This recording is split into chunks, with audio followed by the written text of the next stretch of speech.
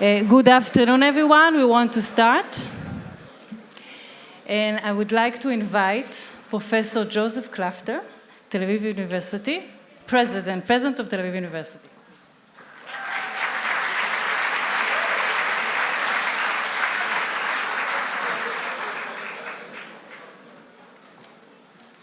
Good afternoon. I feel the excitement here in the auditorium. Welcome to this very, very special event. And it's a great privilege to host Mr. Jack Ma during his first trip to the State of Israel. Thank you very much for coming.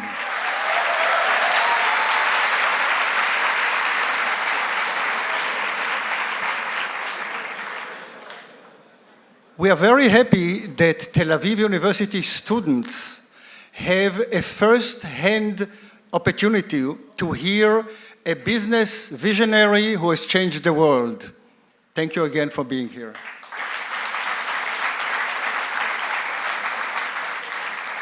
I told Mr. Jack Ma that the students of Tel Aviv University are the best crowd of students you will find in Israel.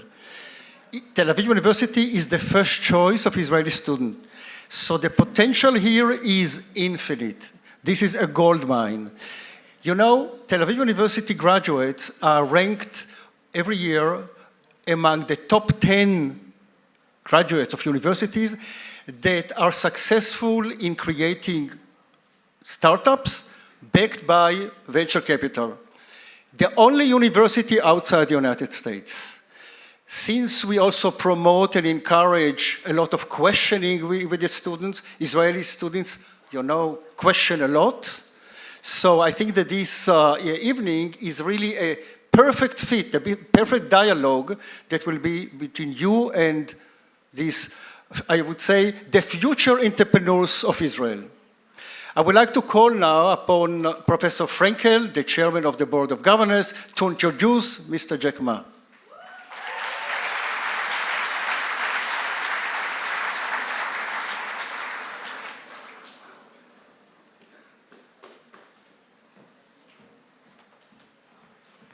Thank you very much and welcome everyone.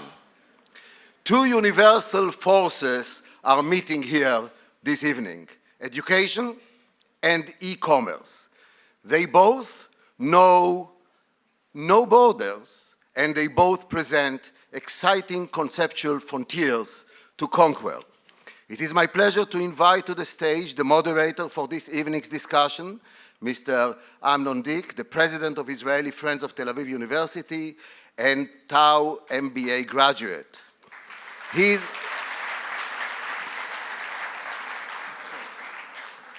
is now come back to Tel Aviv University to get a license to come to this room today because he is registered now as a student in our history and philosophies of science and digital culture. Please give him a hand, you already did it. I'd now like to introduce our special guest and good friend, Mr. Jack Ma.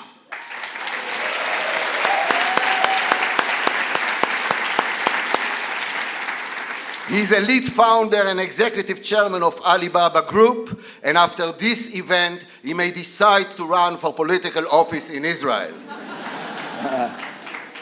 He is a member of the foundation board of the World Economic Forum, a UN Sustainable Development Goals advocate, a special advisor to the United Nations Conference on Trade Development for Youth Entrepreneurship and Small Business. Jack graduated from Hanju Teachers Institute, and you will hear more about that, with a major in English language education. Having spent 6 years as a teacher, Jack is strongly influenced by his past career. You think he is a CEO? What is a CEO? Chief Education Officer. And that's exactly what he is. In 1995, Jack founded China's first online business directory, China Pages. 4 years later, he led a team to establish Alibaba.com with a goal of helping small and medium-sized enterprises. Alibaba Group has become the world's largest e-commerce and big data platform, serving tens of millions of businessmen around globe through e-commerce, online financial services, cloud computing, and smart logistics. Let me just conclude this brief introduction to tell you that on our way here, and I will not tell you who invented it, because it will be an argument, a new branding concept came about. It is called Ali Tau. Tau stands for Tel Aviv University, Ali stands you choose for what, so this is basically it. Please, Jack Ma, warm reverence.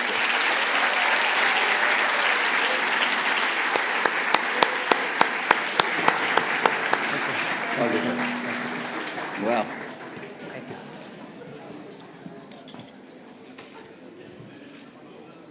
well, good evening, Mr. Ma. It is a great honor and pleasure for us all to have you here. I'm going to start with the conversation with a few questions. At the midst of the 90s, when you started your first internet ventures, the World Web was still at its inception, in its diapers. With some few tens of thousands of sites, today it has many hundreds of millions of sites. What did you see then that others didn't? Well, thank you so much for inviting. It's a good question. Let me answer in this way.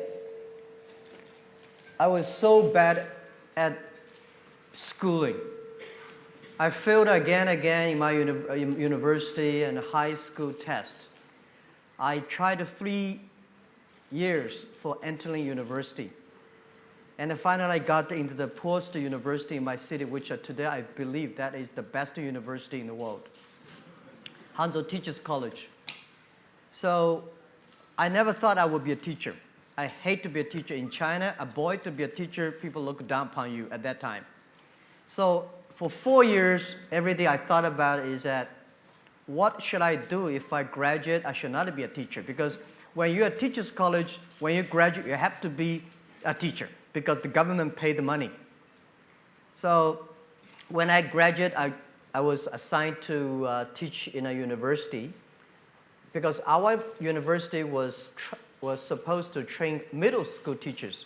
500 graduate students, 500 students graduate. Only one of them can be assigned to the university. 499 go to the middle school. So I was the only one chosen to teach in the university. My president, he saw me at the gate and he said, "Jack, I know you will leave, but promise me in 5 years, teach in that university. Don't leave, just stay there." So I said, "Okay, President, I promise." When I joined that university, I did not know my pay was so bad. Less than $10 a month. And because I graduated from a very poor university, the other teachers, they all from Tsinghua, Beida, so I was looked down upon. But I promised 5 years.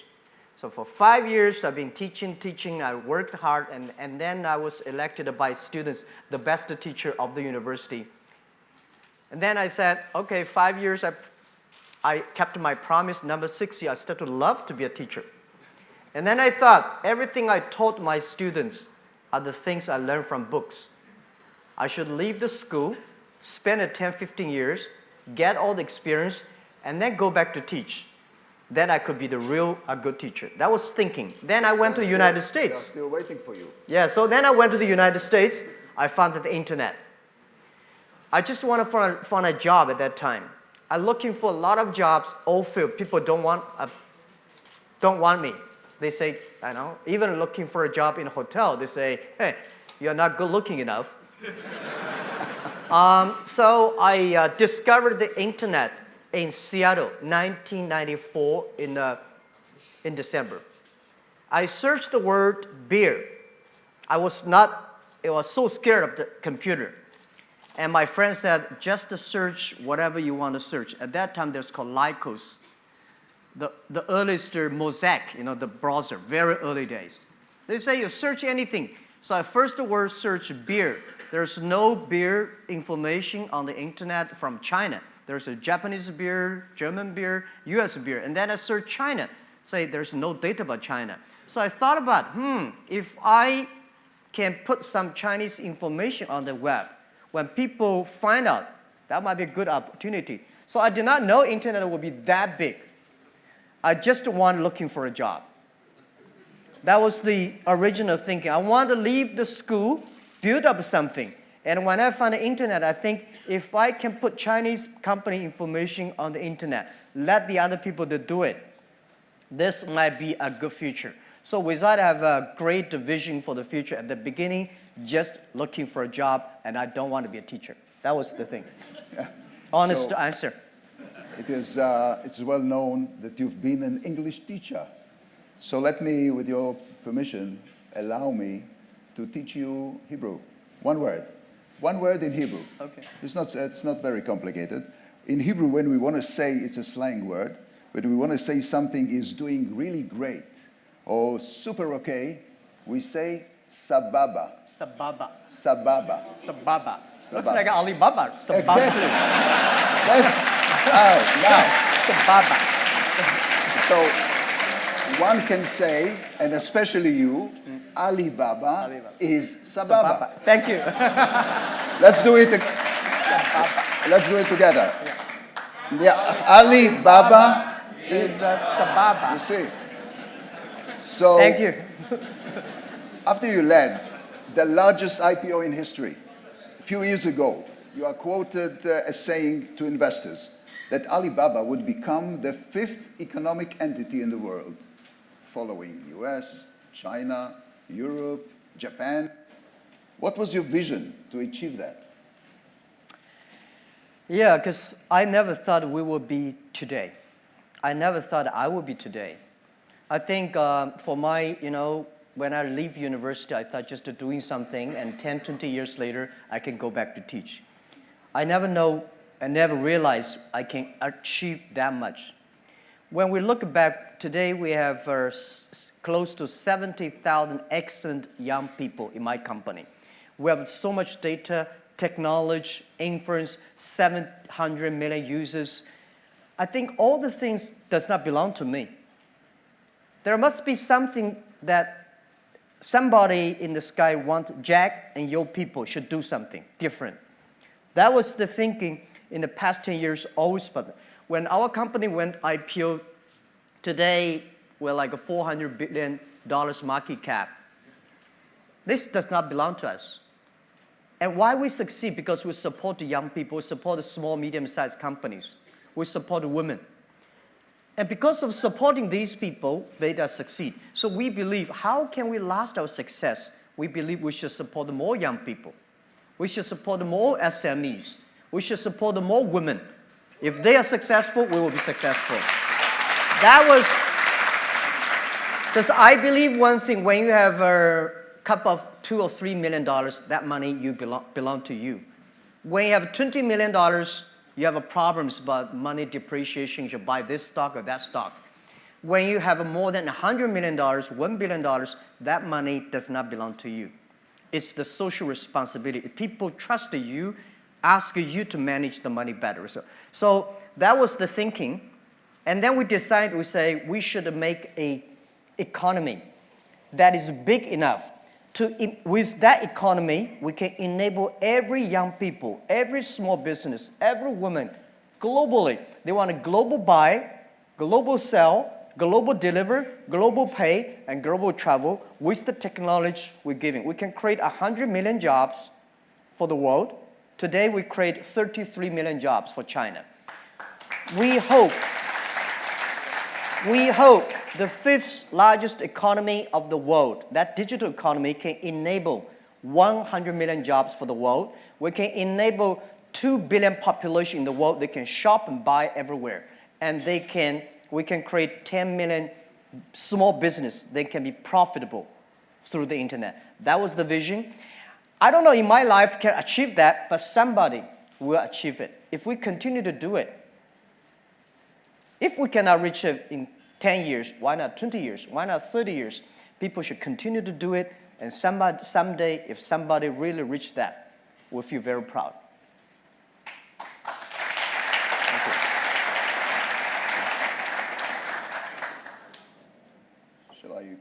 you? No, thank you. There's tea. By the way, there's fine. the tea you like is here Yeah, on the thank table. That's a good question. We are in Israel, the startup nation, and in Tel Aviv, ranked as the world's fifth most innovative city. You have encountered Israeli investors. Okay, it's a short visit. You've met a lot of startupists. You met business people. Could you relate to the Israeli business spirit or our position in the global tech arena? You mean Our position in the global tech arena? You know what? I will do it easier. Oh, yeah. Do you have any plans of a flag of Alibaba in Israel, in Tel Aviv? Absolutely.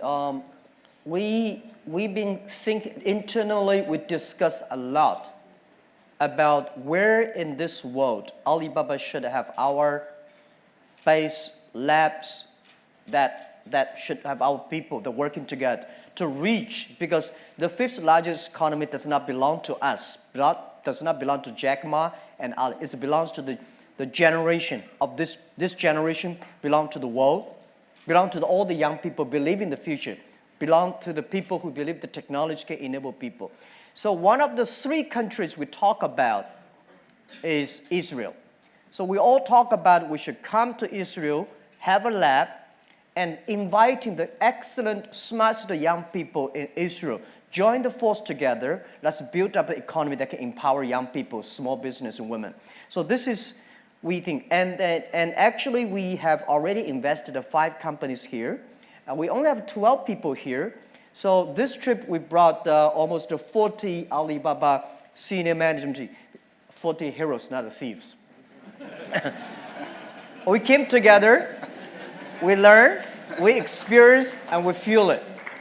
Everybody is so excited. In the past 3 days, every night, we debate, we discuss, we share until 11:30. Last night, we 11:45.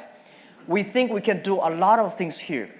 And I think we'll continue to invest here. We will join together with join the force of the venture capitalists to encourage more startups.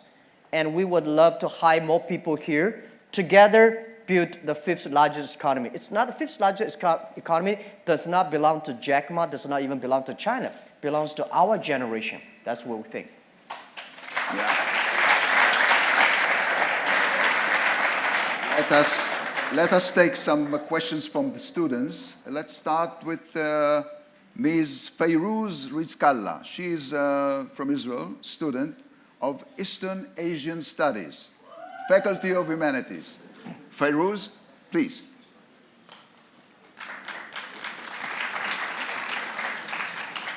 Hi, can you hear anything? No. Nope? Okay. Now can everybody hear? Great. I'm very honored to be here and to be the first person to ask a question. As said, I am a student of East Asia Studies in Chinese and also Business Management here in Tel Aviv University. So therefore, I decided today to ask my question both in Chinese and in English. Good. So it's an opportunity for me to try my Chinese. So I'll start with the Chinese version. 你今天能给年轻人最有价值的专业经验是什么? Which is, what is the most valuable professional advice you can give to young people today? Thank you. I think everybody is made unique and different. So you must have a unique and different way. A lot of people today have a lot of complaints. Say, I don't have opportunity. I complain a lot when I was young and suddenly realized complaint does not solve any problem. Where the opportunity always in the place where people complain. There are so many opportunities in the world, in this world, because there are so many complaints. If you can solve the complaint, one of the complaints, that's the opportunity. So this is what we made. I think young people, if my advice to be an entrepreneur, don't be scared of failure, of setbacks, and don't give up. There are a lot of books written about Alibaba, about me, which I'm scared of. One day I was reading on on a plane, that's many years ago, in the newspaper. I was reading a guy introducing a guy, very great. And finally, I think people are talking about me. No, that's not me. It was an article about a great person. And then finally, I find out they are talking about me. I'm not that great. That's not me, right? I want to say is that if there's a book I want to write, it's Alibaba 1001 Mistakes. We came today to now. We made so many mistakes. People say, you are lucky. Yes, we are very lucky. We've been only 19 years to today's size. But we've gone through so many tough situations. We made so many mistakes that people cannot imagine. Probably 90 years, just like Israel. For 70 years, your country grew from nothing to today. You have gone through so many tough experiences. And that will make you different. That's what my advice.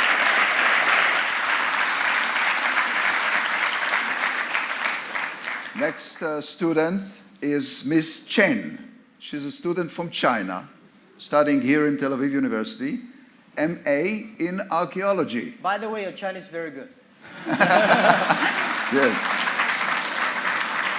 Yeah. Miss Chen, please. Good evening, Mr. Ma. It's a great honor to have you here. And you know, Taobao means a lot for Chinese overseas students, especially in Israel. My question is, if you could magically meet anyone from the past, who would that be? Thank you. Meet or be the person, that person? You mean magically Meet that in person? Yeah. Well, there are a lot of people I want to meet. In China, if the person I want to meet is Deng Xiaoping, without him, there would be no Alibaba. It's the reform. China was so set back and closed. And Deng Xiaoping said, let's open the door. And I know he loves smoke. When he stopped smoke, he got sick and he passed away. And I want to have a cigarette with him and thank him. And I want to thank a lot of people that in the history that, these people made great things that made us. So I think that Deng Xiaoping I would love to meet. And also Albert Einstein, right? And I also love to talk to the famous Jewish, Karl Marx. He influenced China and all of that. I want to know more about his real thinking behind it. Yeah, so I think in the history you can see a lot. I want to meet a lot of people. But today the good thing is by reading books you talk. But a lot of books I start to suspect because a lot of books about us, which is not true. Even if we are still surviving. So talking to the people is a great opportunity. Thank you.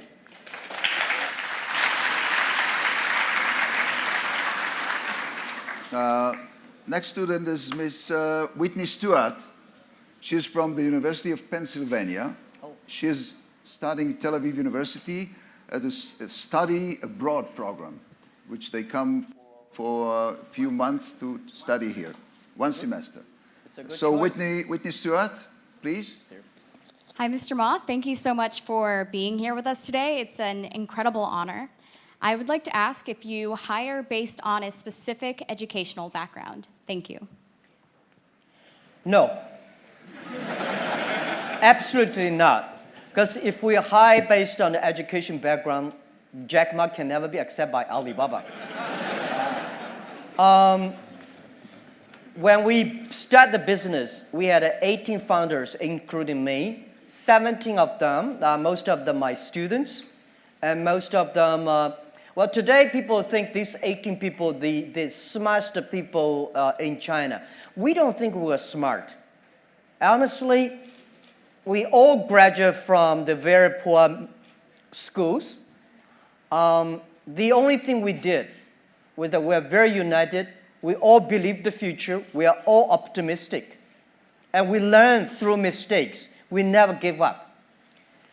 When Alibaba first IPO'd in 2007 in Hong Kong, we had close to 500 millionaires.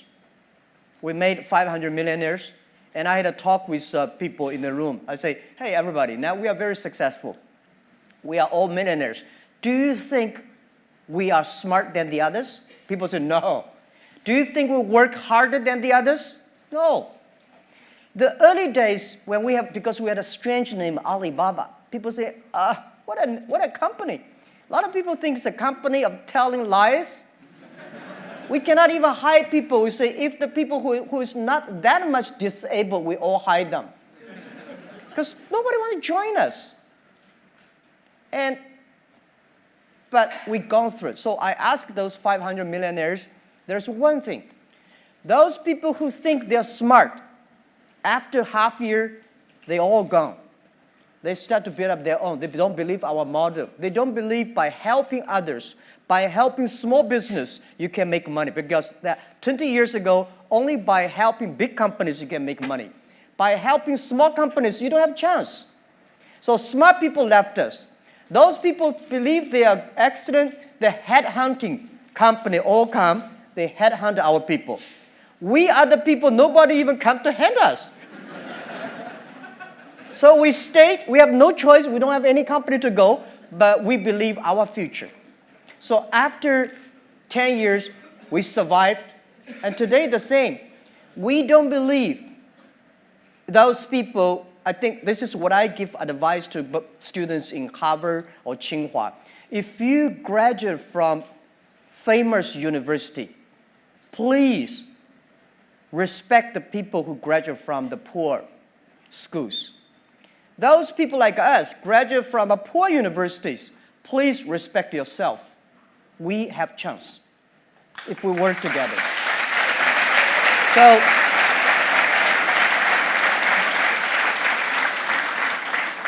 of course, we would love to have great students from Tel Aviv, from Tsinghua, or Harvard. But the most important is that you find the people with the fighting spirit, learning spirit. And this is what we hire people for, not because which school you're from. Even to now, we said we would rather not having students from Beida and Tsinghua because we believe Beida, Tsinghua University should go to the small, medium-sized companies, not us. Because we are helping small, medium-sized companies. If we take all the talents away, because today we have a lot of cash, we can giving high pay to get the best students from university. If the society is poor, no matter how strong you are, your company will be poor. So this is what we believe. They should go to SMEs, empower SMEs, and then we help together. That's what we believe.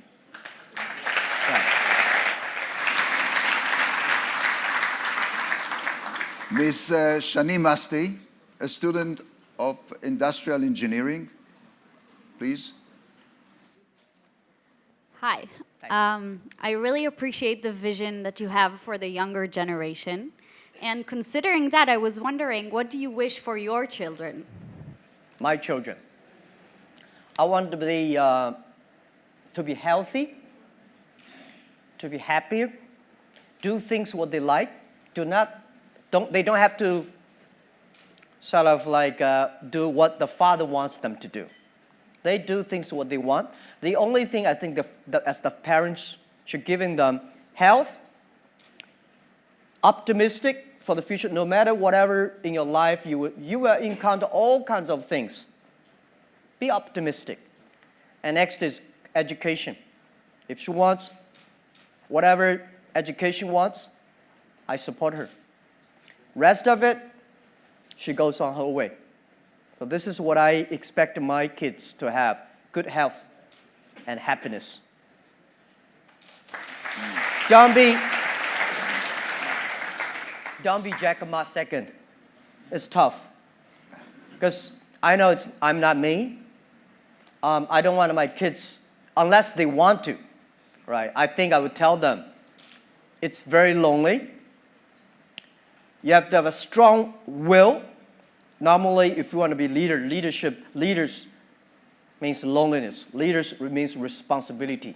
If you're responsible for one person, you are yourself. If you are responsible 8 million people, you are Prime Minister of Israel. If you want to respond for 1.4 billion people, you are President Xi Jinping. So it's about responsibility. Not everybody would love to do that. And it's okay.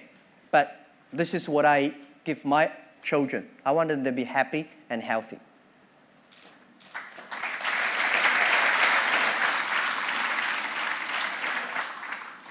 Mr. Elliot Ashkenazi from Belgium is a student of, listen to this, International Program for Conflict Resolutions and Mediation Studies. Mediation Studies of Social Sciences. Shalom, Mr. Ma. So I try, to teach you a second word in Hebrew now. So my question is like this. With all, the due respect I have for you, you have been rejected from Harvard 10 times. And you've proven that you don't necessarily need degrees from this, so-called famous university to succeed in life. So my question is, do you think that the entire educational system should be updated? Thank you very much. Absolutely. Absolutely. The education system needs to be upgraded. This is something that I worry about, and this is something that I'm going all around the world telling the government officers that my worry. People worry about high technology, but young people don't worry about it. I feel very few young people worry about the future. Only senior people worry about it. One day when Alibaba used to be on PC, and then suddenly we moved to the mobile phone. A lot of people complain, mobile phone too small. How can you do shopping on such a mobile phone screen? And later we realized because our eyes are shut, so getting old. Young people never think it's small. They think it's big enough. Next 30 years, the artificial intelligence, the robots, all the high tech will replace a lot of jobs. This is for sure. When human beings invented computers, human beings should know that computer will be much smarter than human beings. They remember, they calculate faster, and they never get upset. They always keep on doing things. But don't worry about it. Machine can never win human beings. Machine can do only things machine can do better. Human beings have hearts. Machine only have chips. So what worry me about is the way all the things we teach our kids today, how to remember more things, calculate it faster, all these things, machine will do better. Next 30 years, what are the things we should teach our kids that they will be different, they can do better, they can do the things machine cannot do? This is I discussed with the president, they all agree. I think we should teach our kids how to be more innovative, how to be more creative, and how to be more constructive. Human side is more important than the knowledge. I think the past 200 years, human being made a huge progress because of the knowledge-driven based education. I think next century, we should focus more on wisdom-based, or the human-based. So this is, I think, next 30 years, please pay special attention to the education system reform that our kids will never get disappointed because of the machine take a lot of jobs. There are a lot of jobs waiting for human beings. And next thing is I want to say is that pay attention to these companies who have less than 30 employees. Please pay special attention to the young people who are below 30 years old, because this is the generation who were born internet. They will change the world. So education is the key.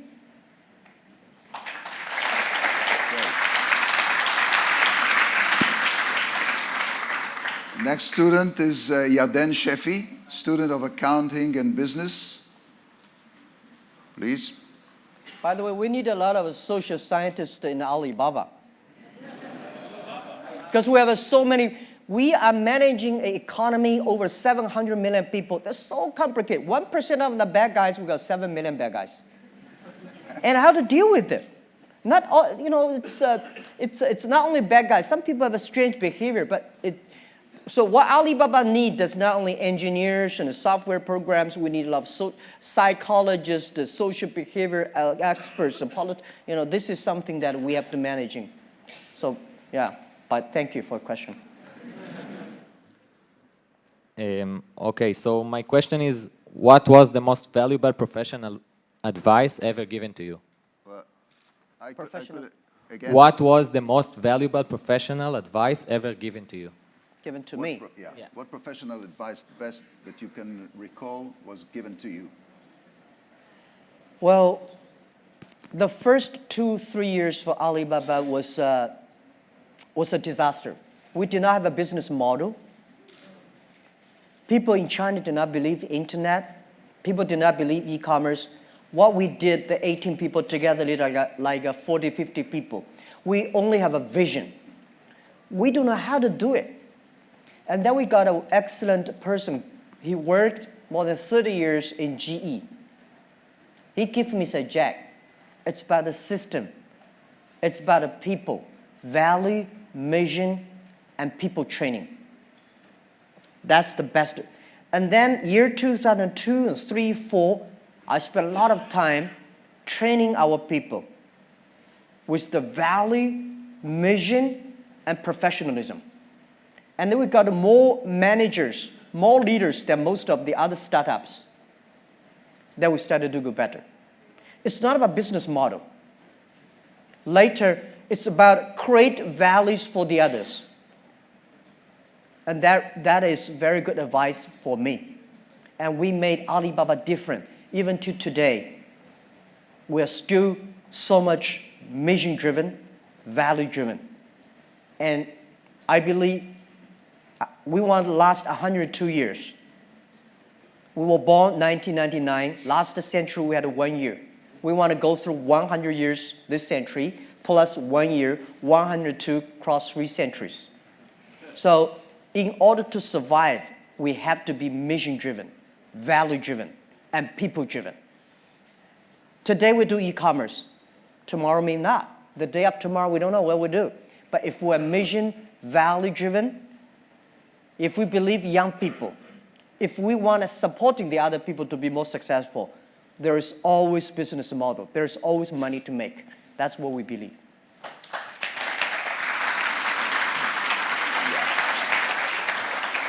Next student is Mr. Mauricio Figuera from Mexico. He studies laws. You still need lawyers in Alibaba? Yeah, we lawyers? need a law. Yeah. We need a law, but not necessarily lawyers. Sorry about that. Okay, he studies Master of Law at the Faculty of Law. Please. Yeah, thank you very much. I would like to know which is the first trait that you seek in a job candidate. Whichever the The first what quality. are you seeking in a job for a new candidate in a job? For a new job candidate, what are you looking for? Oh, what I'm looking for. Not Well, lawyers. He doesn't no. speak about lawyers. Sorry, we do a lot. We have like 200 or 300 lawyers. When Alibaba was in my apartment, I never thought a company need a lawyer. I never thought Alibaba in the future will have like more than 3 lawyers. Today we probably have 300 lawyers. Well, we need a lot of jobs because today we are handling 700 million users. I think we are going to handling 2 billion people. There are so many things that we have never seen, never imagined before.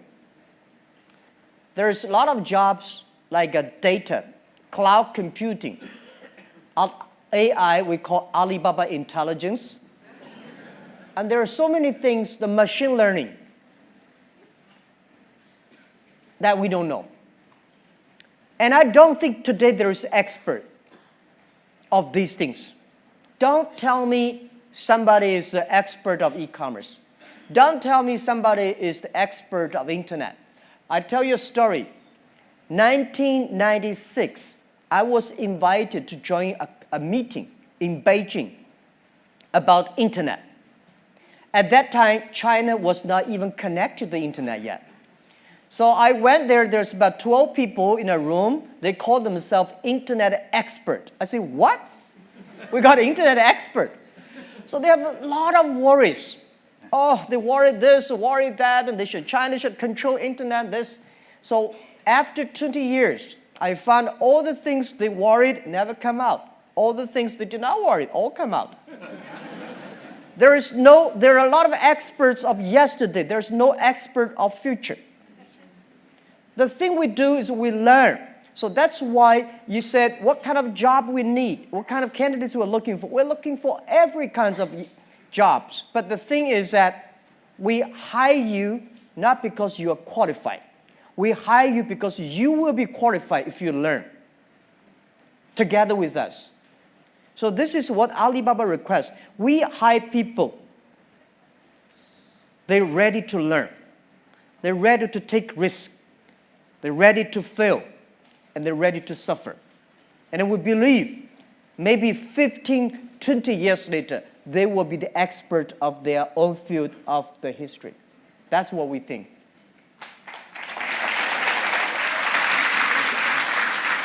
We're going to conclude the session, so let me ask you, before we conclude, a personal question.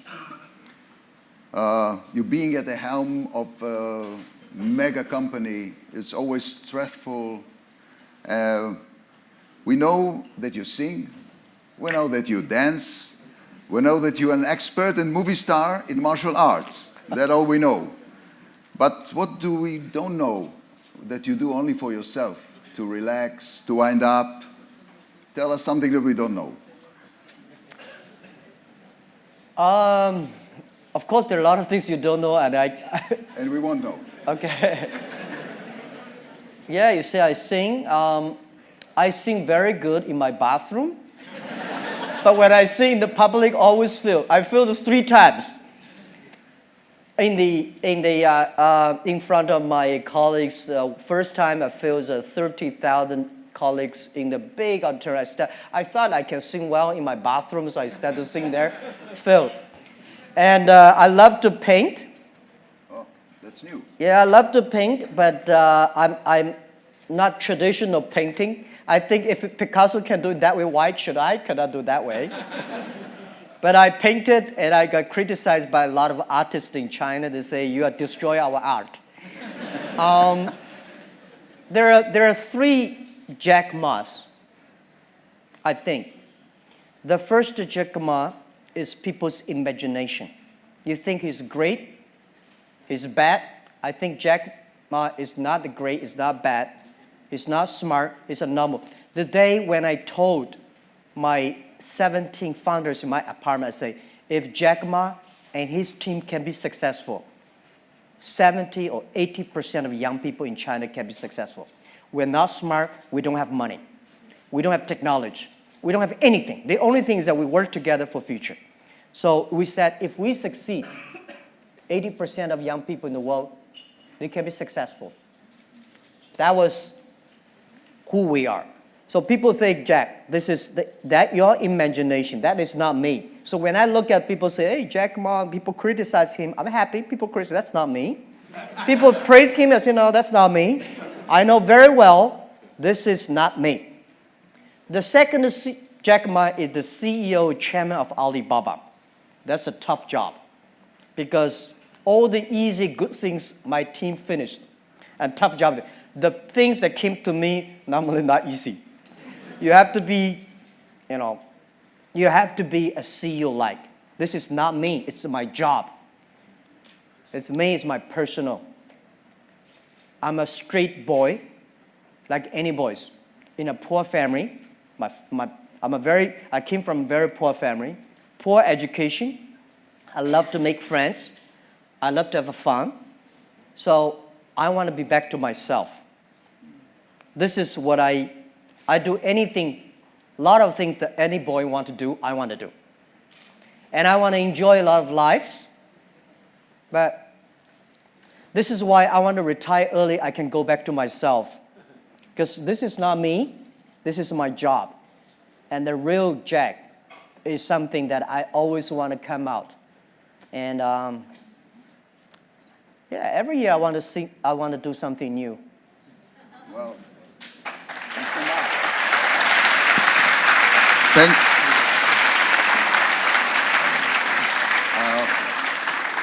I would like to thank Professor Frankel, Professor Klafter, Mr. Ma. It was inspiring and frank, I must tell you. Dear audience, Mr. Ma is shortly be awarded a Tel Aviv University honorary doctorate. So let's give him a round of applause.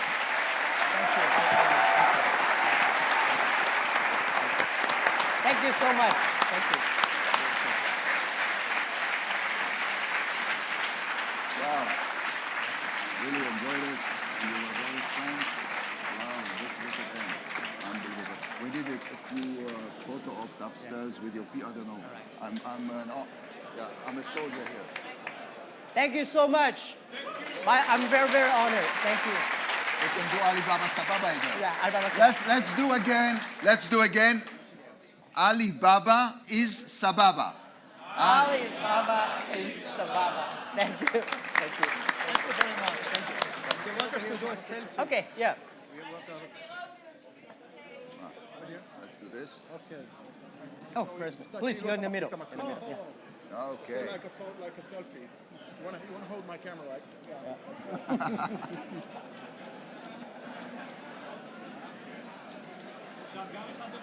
Yeah. Thank you. Thank you.